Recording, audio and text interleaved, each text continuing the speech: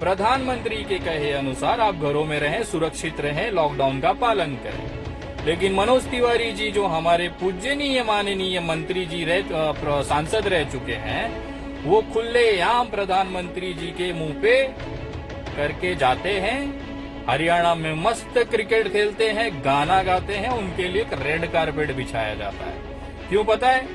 क्योंकि वो भारतीय जनता पार्टी के नेता।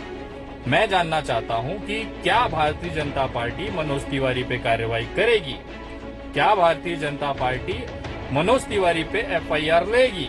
मैं आज केवल इतना जानना चाहता हूं कि इस देश में दो अलग कानून क्यों है, एक आम जनता के लिए अलग कानून क्यों है और एक नेताओं के लिए, खास करके भारतीय जनता पार्टी के नेताओं को इतनी सहूलियत क्यों दी जा रही है?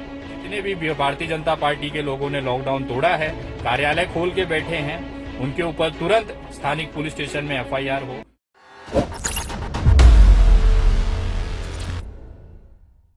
सोच रहा हूं जाके क्रिकेट खेल के आता हूं। देश में लॉकडाउन चालू है, मोदी जी ने बोला है घरों में रहे, सुरक्षित रहे, लेकिन क्या है, वो आम जनता को बोला है, अपने नेताओं को नहीं बोला है। मैं आज वैसे ही क्रिकेट खेलने की इच्छा जाहिर करता हूं जैसा मनोज तिवारी जी हरियाणा में जाके खेल के आए।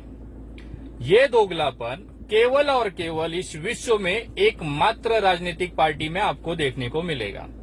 उसका नाम है भारतीय जनता पार्टी। ये एक ऐसी पार्टी है जो न संविधान को मानती है, न कानून को मानती है, यहां तक कि वो अपने प्रधानमंत्री को भी नहीं मानती है। प्रधानमंत्री के कहे अनुसार आप घरों में रहें, सुरक्षित रहें, लॉकडाउन का पालन करें। लेकिन मनोज तिवारी जी जो हमारे पूज्यनीय माननीय मंत्री जी सांसद रह चुके हैं, वो खुलेआम प्रधानमंत्री जी के मुंह पे करके जाते हैं। हरियाणा में मस्त क्रिकेट खेलते हैं, गाना गाते हैं, उनके लिए एक रेड कारपेट बिछाया जाता है। क्यों पता है? क्योंकि वो भारतीय जनता पार्टी के नेता। यही अगर एक मजदूर अपने परिवार से मिलने के लिए एक राज्य से दूसरे राज्य जाने की कोशिश भर करे, उसको ले दनादन लाठियां पड़ती हैं। क्यों पड़ती है? क्योंकि वो आम जनता है। लाठियां बनी ही है आम जनता का पिछवाड़ा लाल करने के लिए, वो इन नेताओं के लिए नहीं बनी है। यही पुलिस वाले जब ये नेता गुजरते हैं तो सल्यूट मारते हैं, साहब आ गए, गेट खोलो, अंदर जाने दो, क्रिकेट खेलने का मूड है साहब का, आज चलेगा। और उसी जगह एक गरीब मजदूर हाथ जोड़ के गिड़गिड़ाए कि माई बाप मुझे मेरे परिवार में जाने दो, मेरा बच्चा मर गया है, मेरे घर पे लोग बीमार हैं, तो उनको दनादन लाठियां पड़ेगी। ये है देश का दोगलापन। ये है इस देश में भारतीय जनता पार्टी की असलियत। उनको पूरा अधिकार है कि देश की कानून व्यवस्था की, लॉकडाउन की धज्जियां उड़ाएं, उनको कोई सवाल नहीं पूछेगा। मैं जानना चाहता हूं कि क्या भारतीय जनता पार्टी मनोज तिवारी पे कार्रवाई करेगी? क्या भारतीय जनता पार्टी मनोज तिवारी पे एफआईआर लेगी? अगर नहीं लेती है तो मैं भी निकल के आज क्रिकेट खेलने के मूड में हूं। और अगर उन पे एफआईआर नहीं होती है तो मुझ पे कैसे होगी? मैं भी इसी देश का नागरिक हूं, मैं भी इसी देश के संविधान के दायरे में आता हूं। जरा ये वीडियो देखिए, इनकी असलियत, इनका असली चेहरा। एक मजदूर तपती धूप में पैदल जा रहा है, फिर भी उसे अपने घर जाने नहीं दिया जाता। और ये भाई साहब को क्रिकेट खेलने का मूड है तो उनके लिए पूरी सरकारें व्यवस्था करेंगी। वाह मोदी जी वाह। बड़ी खबर इस समय की हम आपको बता दें, दिल्ली बीजेपी के अध्यक्ष और सांसद मनोज तिवारी लॉकडाउन के दौरान क्रिकेट खेलने दिल्ली से हरियाणा के सोनीपत पहुंच गए। मैच के दौरान सोशल डिस्टेंसिंग का भी उल्लंघन हुआ। हरियाणा सरकार के आदेशानुसार खिलाड़ी और आम आदमी खेल स्टेडियम में जा सकते हैं, लेकिन वहां भीड़ नहीं जुट सकती। लेकिन मनोज तिवारी गांव शेखपुरा के क्रिकेट एकेडमी में भीड़ के बीच पहुंच गए। यहां पर उन्होंने मास्क भी नहीं पहना हुआ था और सोशल डिस्टेंसिंग का भी ध्यान नहीं रखा हुआ था। गाना भी गुनगुनाया मनोज तिवारी ने, तो मैच में सोशल डिस्टेंसिंग की भी धज्जियां उड़ी।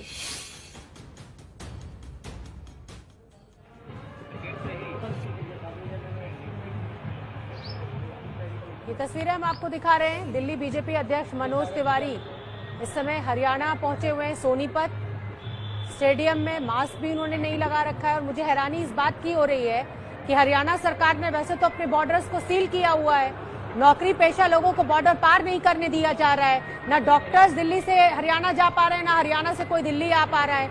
ऐसे में क्या बीजेपी के अध्यक्ष को यह इजाजत थी कि वो बॉर्डर पार करके सोनीपत पहुंच जाएं दिल्ली से? सोशल डिस्टेंसिंग का ध्यान नहीं रखा गया, मास्क नहीं लगाया गया। क्या ये जो नियम कायदे कानून है वो सिर्फ आम आदमियों के लिए, गरीबों के लिए है? नेताओं के लिए कोई नियम कायदे कानून नहीं है। क्रिकेट के चक्कर में मनोज तिवारी जी नियमों का उल्लंघन करते हुए नजर आए। और हम आपको बता दें कि खट्टर सरकार ने बॉर्डर सील किए हुए हैं हरियाणा के। अगर किसी आदमी को नौकरी करने के लिए दिल्ली से गुड़गांव जाना है, किसी पुलिस वाले को या डॉक्टर को, तो वो इजाजत नहीं मिलती है। लेकिन क्रिकेट खेलने के लिए बीजेपी के दिल्ली अध्यक्ष मनोज तिवारी को इजाजत मिल गई। अरे ये तो कुछ भी नहीं है। हमारे महाराष्ट्र में पूरी की पूरी भारतीय जनता पार्टी के कार्यकर्ता, नेता सड़कों पे आके हाथ में बैनर लेके, बिना मास्क लगाए, पार्टी का झंडा हाथ में लेके महाराष्ट्र बचाओ आंदोलन करते हैं। उनका कहना है कि महाराष्ट्र में दुर्गति हुई है लोगों की, जिसके लिए आवाज उठाना जरूरी है। और घरों से बाहर निकल के प्रदर्शन करने पे उतारू हो गए। छोटे छोटे बच्चों को प्रदर्शन में लाके खड़ा कर दिया गया, गेटों के बाहर, घरों के बाहर। मैं जानना चाहता हूं महाराष्ट्र शासन से, क्या इनके ऊपर 188 धारा, 269, 270, महामारी एक्ट, ये सब लगेगा क्या? क्या ये सब धाराएं केवल विनय दुबे के लिए है? उस विनय दुबे के लिए जो मजदूरों के हक की बात करता है, जो मजदूरों को अपने घर पहुंचाने की बात करता है। विनय दुबे पे इसके लिए लगेगा क्योंकि वो साधारण परिवार का एक ऑटो चालक का, ड्राइवर का लड़का है। क्या मैं जानना चाहता हूं कि महाराष्ट्र सरकार भारतीय जनता पार्टी के उन नेताओं और कार्यकर्ताओं पे महामारी एक्ट और महाराष्ट्र के अंदर लॉकडाउन तोड़ने का एफआईआर दर्ज करेगा क्या? ये देखिए प्रूफ किस तरह से महाराष्ट्र में लॉकडाउन की धज्जियां भारतीय जनता पार्टी ने उड़ाई और उनके ऊपर अभी तक कार्रवाई या एफआईआर क्यों नहीं हुई है। ये वीडियो देखें। महाराष्ट्र बीजेपी ने आज राज्य भर में आंदोलन किया। बीजेपी नेता और कार्यकर्ताओं ने अपने अपने इलाकों में घरों और बीजेपी दफ्तरों के सामने काली पट्टी और हाथों में तख्ती लेकर निषेध किया। विनय दुबे अगर मजदूरों से कहे कि भाई अपने घर चलने की तैयारी करो, आपका पेट नहीं भर रहा है, परिवार के बीच जाना है, इस आह्वान पे मजदूरों की असलियत जो थी उसे दिखाने के लिए इस आह्वान पे मुझे उठा के जेल में डाल दिया जाता है।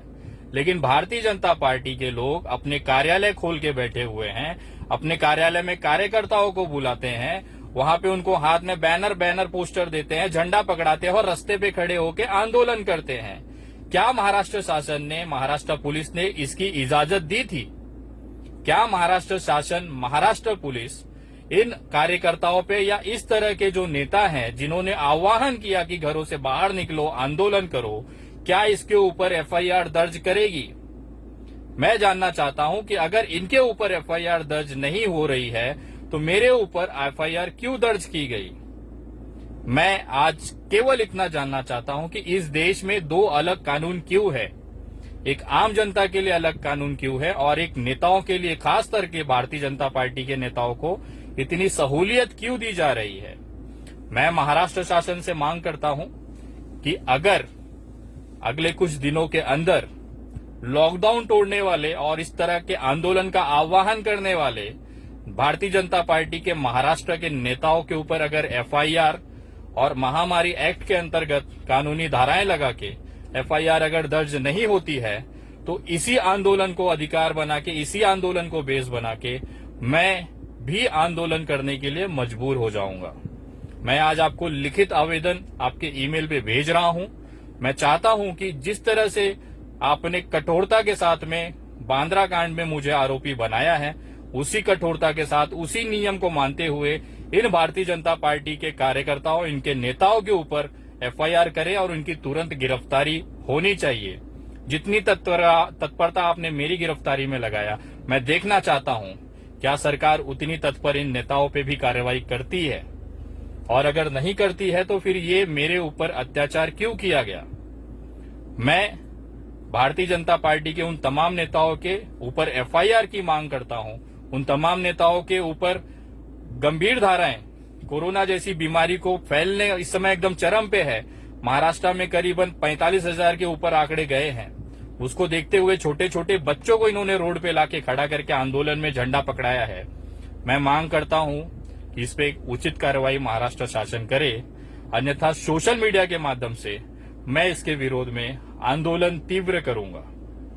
और ये मैं इसके लिए कहता हूं क्योंकि मैंने नियम तोड़े थे, मैंने आह्वान किया था जिसके ऊपर मुझे कानूनी धाराओं में कार्रवाई हुई। तो इन पे यही चीजें ये कर रहे हैं तो इनके ऊपर एफआईआर और कानूनी धाराओं में गिरफ्तारियां क्यों नहीं हो रही है? कृपया ज्यादा से ज्यादा लोगों तक ये वीडियो पहुंचाएं और ये मांग उठाएं कि जितने भी भारतीय जनता पार्टी के लोगों ने लॉकडाउन तोड़ा है, कार्यालय खोल के बैठे हैं, उनके ऊपर तुरंत स्थानिक पुलिस स्टेशन में एफआईआर हो और महाराष्ट्र शासन और खास करके महाराष्ट्र पुलिस इसको संज्ञान में ले। और अगर आपको एक आवेदक चाहिए तो मैं इस गिरफ्तारियों के लिए एप्लीकेंट बनने को तैयार हूं। आप जहां बोलेंगे मैं एप्लीकेंट बनने को तैयार हूं, चाहे जिस नेता के विरुद्ध आप बोले मैं एप्लीकेंट बनने को तैयार हूं। आप इसे संज्ञान में ले और उचित कार्रवाई जल्द से जल्द करें। मुझे देखना है कि जितनी तत्परता, जितना कानून, जितना आंदोलन मेरे को ऊपर रासुका लगाने के लिए हुआ था, क्या वही चीज इनके ऊपर भी होता है? और अगर नहीं होता है तो विनय दुबे बैठा है। हम अपनी आवाज उठाते रहेंगे। एक देश में एक कानून चलेगा, वो नेताओं पे भी लागू होता है, आम जनता पे भी लागू होता है। आप संविधान और नियम नहीं बदल सकते हैं। आज मैं देखना चाहता हूं, आपको मैं लिखित आवेदन आपके ईमेल पे कर रहा हूं, माननीय मुख्यमंत्री जी, माननीय पुलिस डीजीपी जी, मैं देखना चाहता हूं इस महाराष्ट्र में ऐसा कानून, ऐसा अलग अलग कानून क्यों है। प्लीज इसको संज्ञान ले और उचित कार्रवाई करें। जय हिंद, जय महाराष्ट्र। अगर आपको हमारे वीडियोस पसंद आए तो प्लीज लाइक करें, सब्सक्राइब करें और शेयर करें।